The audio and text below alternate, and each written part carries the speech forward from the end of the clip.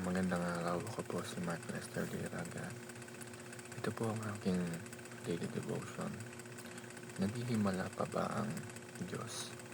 Na dinalakay po ni Pastor Russell Ocampo sa 365 daily devotion.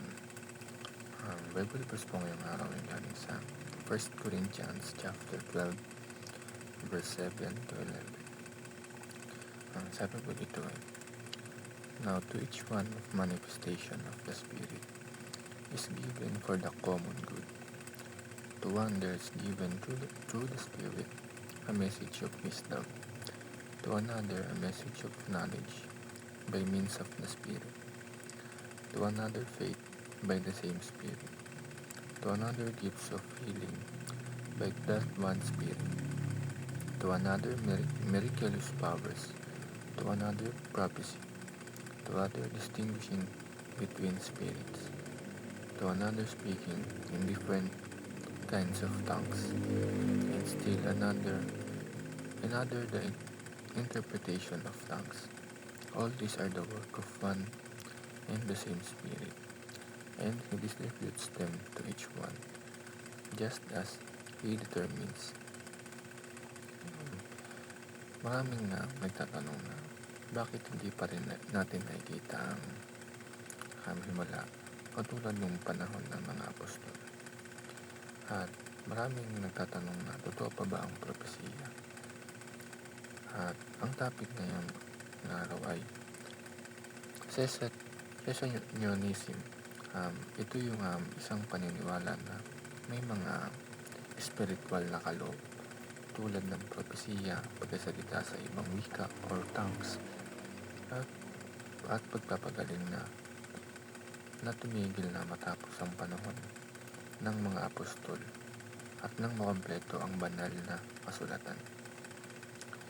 Ang first teaching is, Cessationism teaches the miracles, prophecies, and tongues ceased after the apostolic era.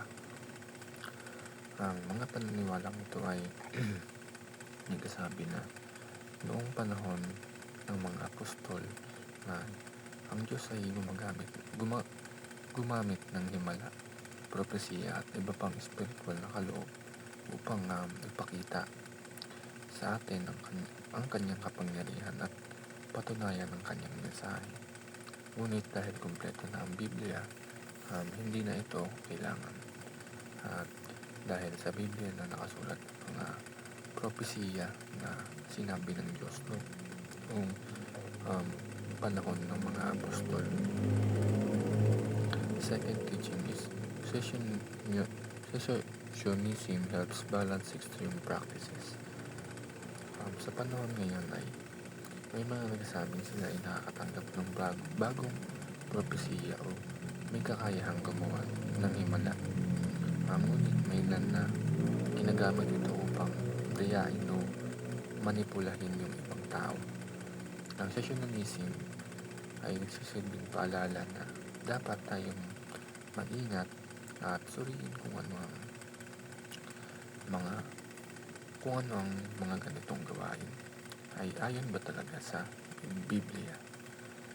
Ang last teaching is, Cessationism itself can be an extreme belief. Bagamat na sinasabi ng marami na ang Cessationism is natigil na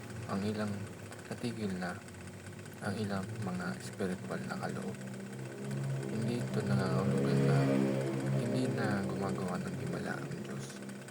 Ang Diyos ay makapangyarihan at hindi natin siya maaaring ilagay sa isang kahon na maniniwala tayo na hindi na siya gumagawa ng himala.